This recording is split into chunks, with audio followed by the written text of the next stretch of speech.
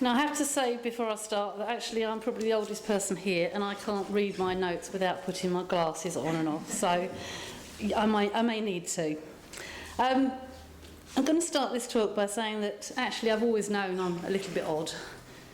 My parents would have described me as being painfully shy. Nowadays people probably explain that I'm one of a kind. Hopefully that's affectionately. I grew up and eventually trained as a nurse, and I always had the feeling that actually it was okay, I could always have a career, but I wouldn't always be able to have a family. So 5 children later, 13 years later, I had my wish. During that time, I was always quite creative, and I always thought that one day I would like to have my own business.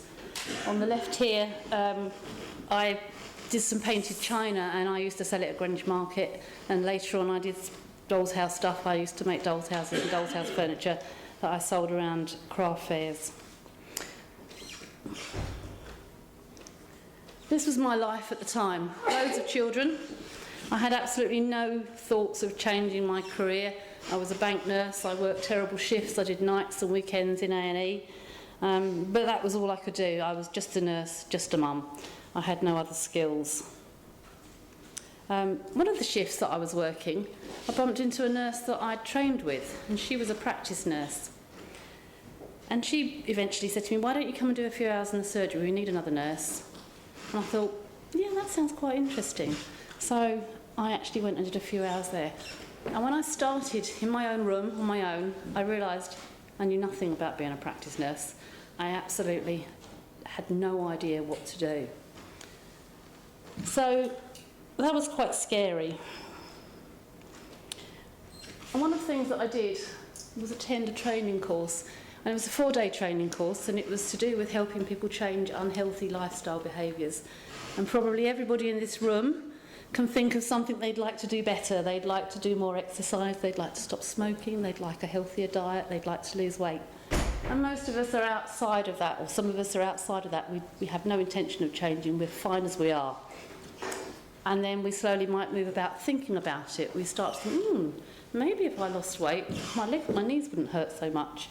Or I start to prepare, I start to look at how I might make those changes. And if I get the skills to make a change, then I might think about actually putting that into practice and trying to lose weight, trying to give up smoking. And if I'm really lucky, I manage to change that behaviour, or I relapse and I go back into any of these other stages. Now, on this first day at this course, I had to give my name and say where I worked. And all those fears and all my shyness from at school flooded back.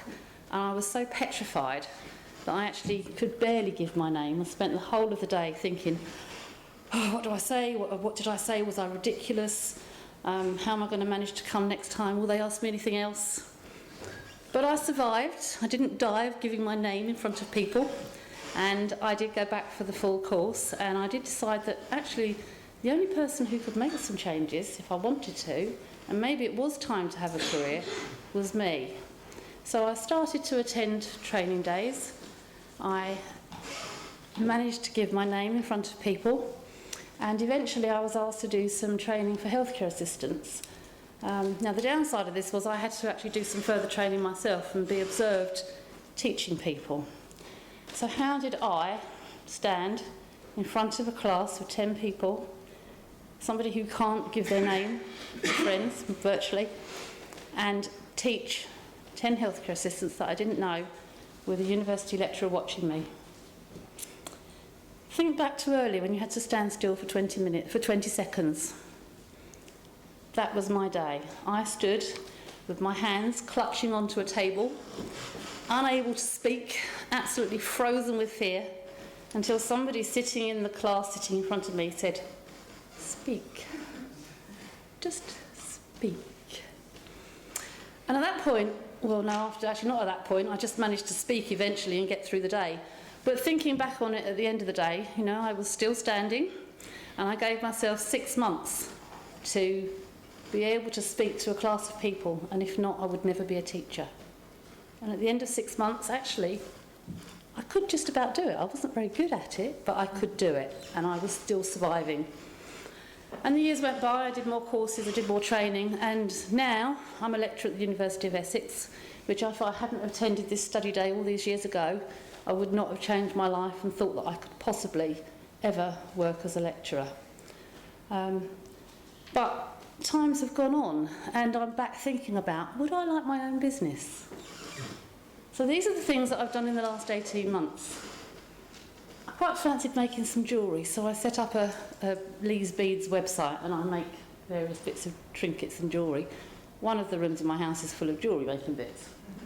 I then went on a bag making course and learnt how to make handbags. I was the only nurse, everybody else was a designer who'd been to fashion school. My son got married and wanted a naked wedding cake, and being foolish I said, don't worry, I'll make it for you. And then the one on the right, the last one, was I've been making handmade bath bombs and handmade soaps, just because I like things that smell nice. So why am I here? Well, while I was doing all of this, and while I'm thinking about what can I do with the next 15 years of my life, I've always wanted to have my own business, and I saw a fairly derelict shop come up for sale very near to where I live. So in a week's holiday, which is always a bad thing, I went to the Building Society and managed to completely remortgage my house till I'm 70 and raise enough money to buy a shop, which completed on the 18th of December. Now, I went to the Made in Leigh group because I have no knowledge of business. I know nothing about anything to do with anything commercial, and I thought it might be somewhere I can get some knowledge in my trying to find out how to do things stage. This is after I'd cleared the back garden, enough to get out into it through the door behind you. This is my conservatory, and that's my workshop. 3 skips later, the building on the right is actually an old stable, and the shop is on the left-hand side, and we can now see the original sort of ground that it was. If you look at where the top of the roots are there, that's how much dirt I had to dig out of the back garden to actually clear it. It had been empty for 15 years. And that was the final skip that left about a week ago, and I'm now ready to draw the plans and decide what to do with it. I have no idea what to do with this shop. And I also work full-time. So I'm going to finish on this slide. This is a photograph of a card that my son sent me many years ago, and inside it said, I saw this card, Mum, and I thought of you. I actually have a dog that looks like that. And I just want to finish with echoing what was said earlier, really. If you have no reason to say no, I had no reason to say no tonight, then just do it. And learn to juggle.